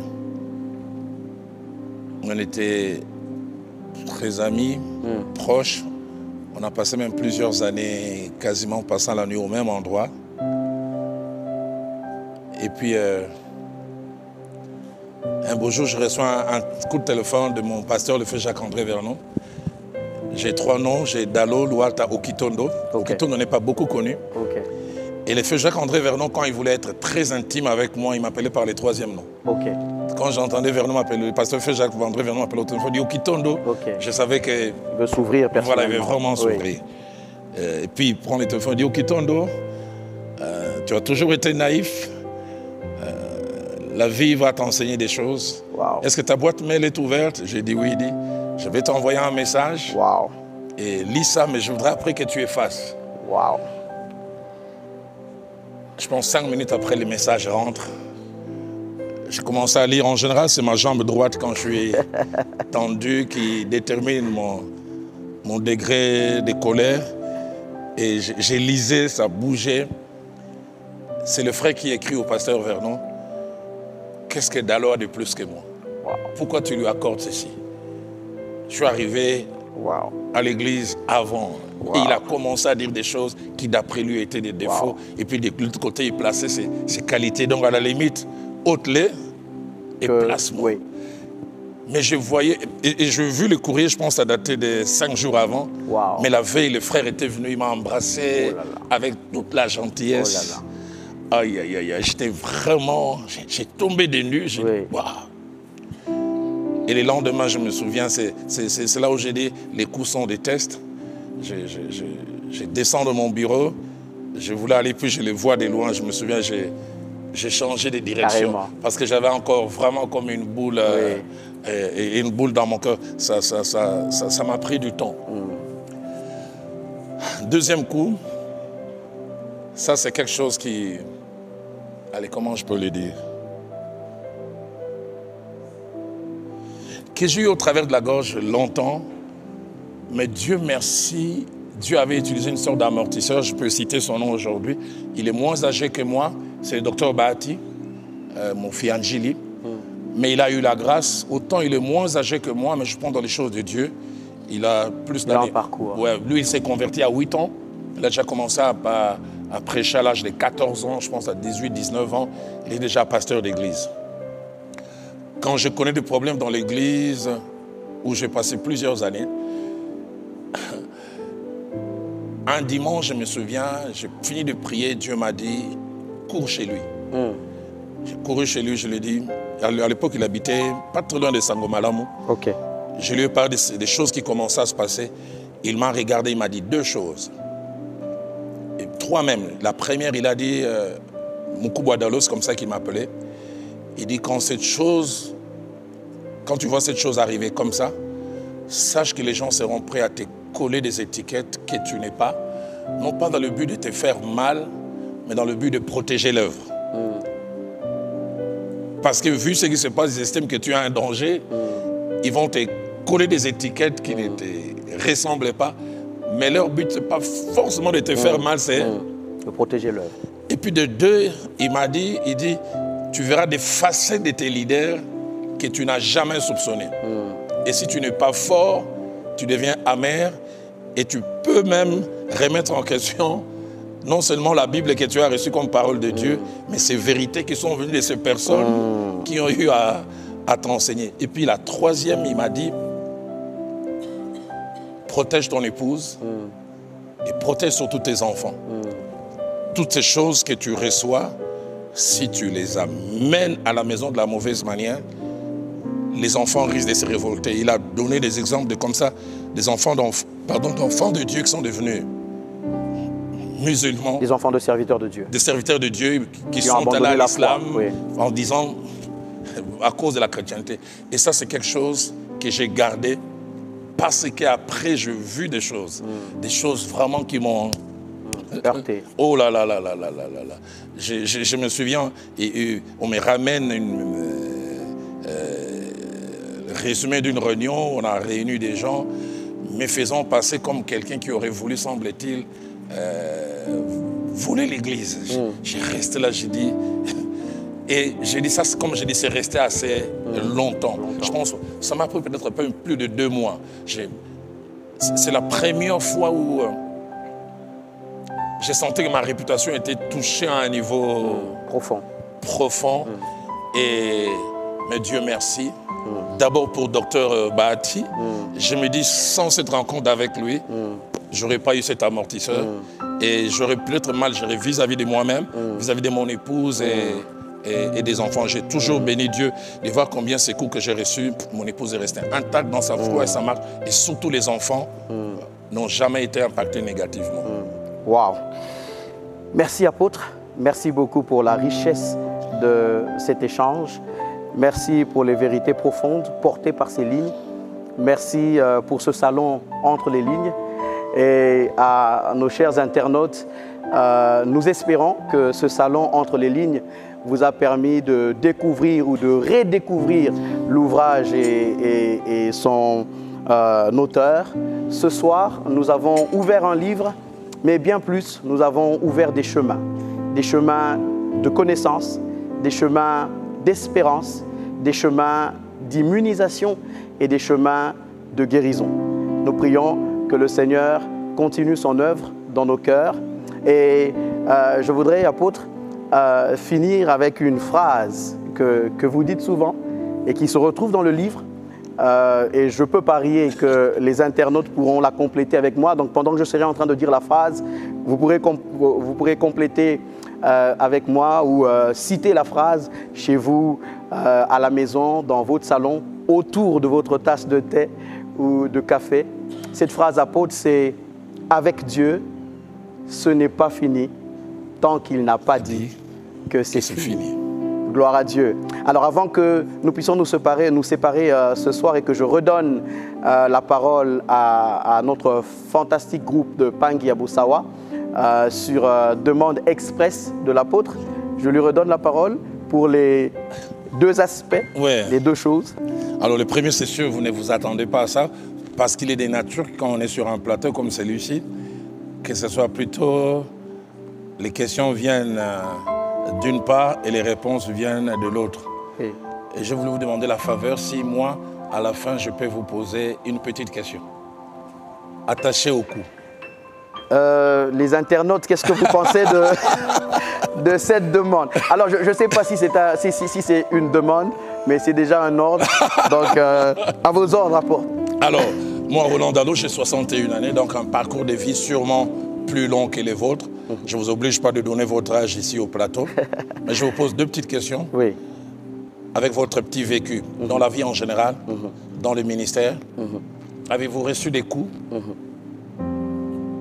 Si oui, lesquels parmi ceux que j'ai mentionnés? J'ai mentionné ingratitude, abandon, j'ai mentionné fausse accusation, j'ai mentionné trahison, méchanceté. Et puis de deux, au jour d'aujourd'hui, par rapport au coup, est-ce que vous réagissez bien? Ouf. Alors, puisque dans ce salon, je ne suis pas seul et que les internautes sont avec moi et que certains des internautes aujourd'hui, dans le passé, quand ils étaient dans les salles d'examen, attendaient qu'on leur souffle des réponses, j'attends que les internautes m'aident un peu là. Mais apôtre, pour vous répondre, je dirais oui. J'ai connu des coups. Même le visage devient un peu plus... Ah. C'est plus l'assurance de celui qui posait les questions. Ce n'est plus l'assurance de celui qui posait les questions. Quand on change de siège, c'est compliqué. Alors oui, j'ai connu des coups. Je peux parler d'un coup.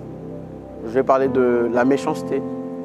J'ai rencontré ce qu'on appelle généralement la méchanceté gratuite.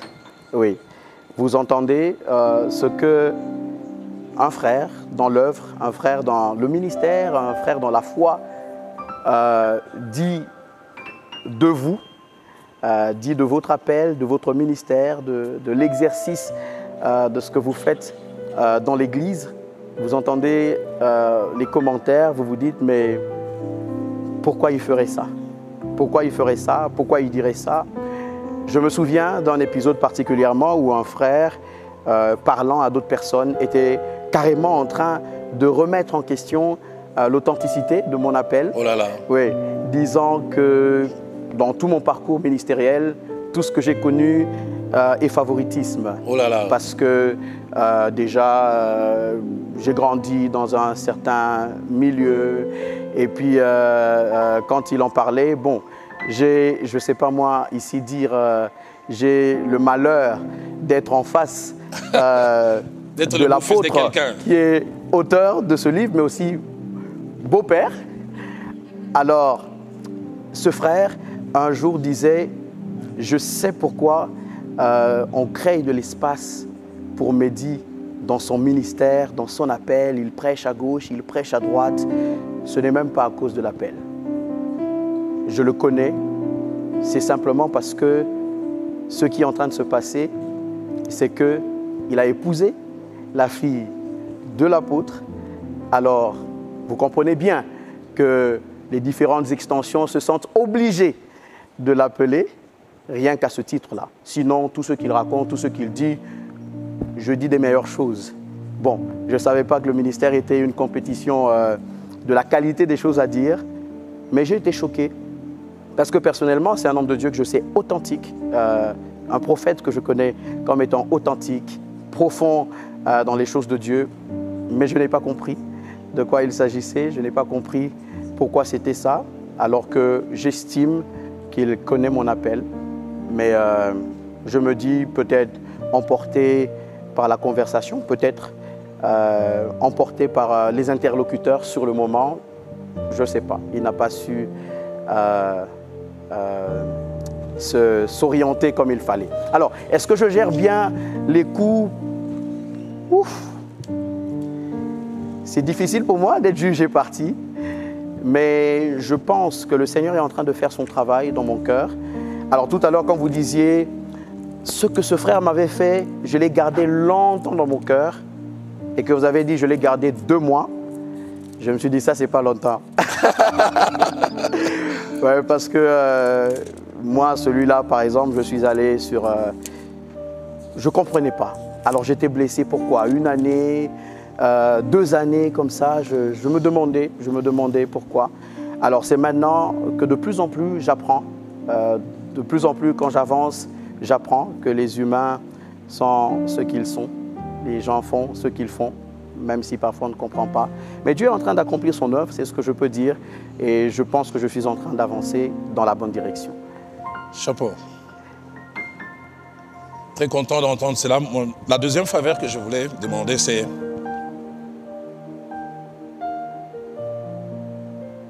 vous donner un conseil. C'est monté vraiment ce matin dans la prière. Merci, apôtre. Mais je me disais, ces conseils, je ne les donne pas en privé. J'ai la possibilité en privé de vous parler. Mais ce qui montait dans mon cœur, c'est que, au travers de vous, je donnerai aussi conseil à d'autres. Je prie pour vous ce matin et ces passages de Jérémie, au chapitre 12 et verset 5. Je voudrais même bien que vous lisiez cela si ça ne vous dérange pas. Qu'est-ce qui se passe? Jérémie a un moment difficile de sa vie ministérielle. Il reçoit des coups de partout. À la limite, c'est comme s'il craque et qu'il veut même lâcher. Et qu'est-ce que Dieu lui dit? Vous pouvez dire, pasteur? Jérémie, chapitre 12, au verset 5e. 12, au verset 5e. Si tu cours avec des piétons et qu'ils te fatiguent, comment pourras-tu lutter avec des chevaux? Et si tu ne te crois en sûreté que dans une contrée paisible, que feras-tu sur les rives orgueilleuses du Jourdain? Wow. Jérémie a l'impression que c'est déjà très dur, c'est harassant, j'en peux plus. Mais Dieu lui dit, là tu courais avec des piétons. Wow. Et si tu cours avec des piétons... Et les chevaux. Et les piétons te fatiguent, comment feras-tu quand il faut courir avec des piétons? Avec des chevaux. Je ne suis pas un prophète, de temps en temps j'ai des crises de prophétie. Et j'ai dit au pasteur Mehdi, vous connais depuis vos 5 ans, soit dit en passant, tout petit, pasteur Mehdi faisait partie des jeunes gens qui j'ai sorti au culte à la borne avec Joël Iki, les autres. Il venait s'accrocher à moi, il m'appelait Tonton Roland. Et puis je suis allé à Nairobi, puis je suis revenu, on avait un peu des rapports, jusqu'à ce qu'il commence à avoir des intérêts pour quelqu'un, il y a eu un peu de distance. Les rapports sont redevenus solennels. Puis finalement, Dieu nous a aidés. Mais j'ai dit, je vous connais depuis très jeune. Et déjà, à l'époque, je parlais à papa comment il y avait quelque chose de très fort en vous. Oui. Mais il dit, dans le domaine des coups, vous n'êtes qu'à l'école maternelle. Les genres de choses que vous avez entendu l'autre dire, vous en entendrez encore. Le plus important, ce n'est pas ce que l'on dit. Le plus important, c'est ce que vous savez qui vous êtes. Et Dieu sait qui vous êtes. Et la Bible dit, garde ton cœur plus que toute autre chose. Pasteur me dit, je peux vous le dire, mon épouse peut témoigner. Si un cœur pouvait être une prison, dans mon cœur, il n'y a pas de détenus. Wow. Il n'y en a vraiment pas. S'il y en a eu quelques-uns qui sont rentrés, je ne pense pas qu'ils ont passé une nuit. On a dû les libérer très très rapidement. Mais j'en parle pour vous dire, et à vous, et aux jeunes qui sont dans le ministère, ne laissez pas les coups vous déformer. Et surtout, ne devenez pas des donneurs de coups vis-à-vis de ceux qui vous donnent des coups. Surpassez, allez au-delà. Et ayez fortement à cœur la conviction que Dieu est avec vous, il est de votre côté. Amen. Et vous tournez la page. Et j'aime bien quand, dans Philippiens chapitre 2, verset 13, il est dit, c'est lui qui crée en nous et les vouloir et les faire. Et dans ces deuxièmes faveurs, Dieu me met à cœur de prier à la fois et pour vous, mais pour ceux qui nous ont suivis. Je ne sais vraiment quelle est la caméra. C'est encore celle-là. Pasteur me dit, on peut se lever, on va se tenir la main. Bien sûr. Je prie d'abord pour vous, oui. Et je vais prier pour les nombreux qui nous suivent. Seigneur notre Dieu, plus qu'un simple moment d'échange sur ces livres, il y a ici sur ce plateau 2 générations. Ecclésiaste 1 au verset 4 dit, une génération s'en va et une autre arrive. Celui qui est à ma gauche, c'est un joyau, c'est un bijou. Chaque fois que je l'entends enseigner, prêcher, des fois je dis, je n'ai pas la compréhension des Écritures qu'il a aujourd'hui, je ne l'avais pas à son âge. Que dire de sa personnalité? Que dire d'autre chose? Je prie qu'au-delà de toutes ces richesses, garde son cœur. Tu l'as déjà fait jusqu'à présent et tu vas encore le faire. Je ne suis pas un prophète de malheur. Les coups, il en a eu et plus le temps va passer, il en recevra. Mais tu l'as déjà rendu capable, petit à petit, d'être victorieux. Et au travers de ces moments que nous avons passés à 2 sur ces plateaux, je prie qu'il lui soit communiqué ces aptitudes que tu m'as données, qui me rendent capable de transcender ces choses. Je le crois fermement.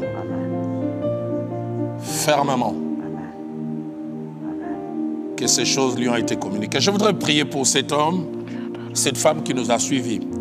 Ces jeunes hommes et cette jeune fille.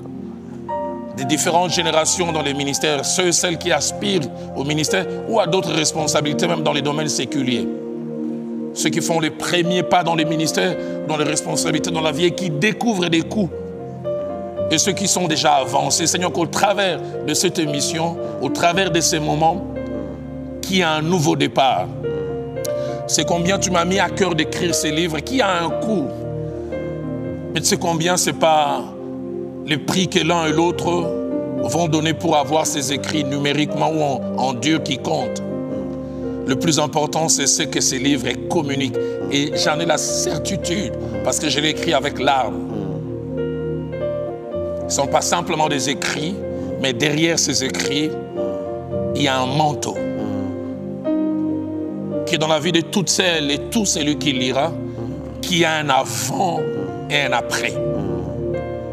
Que ceux qui étaient forts et debout restent d'aplomb debout. Amen, amen, amen. Que ceux qui marchaient clopant, deviennent fermes.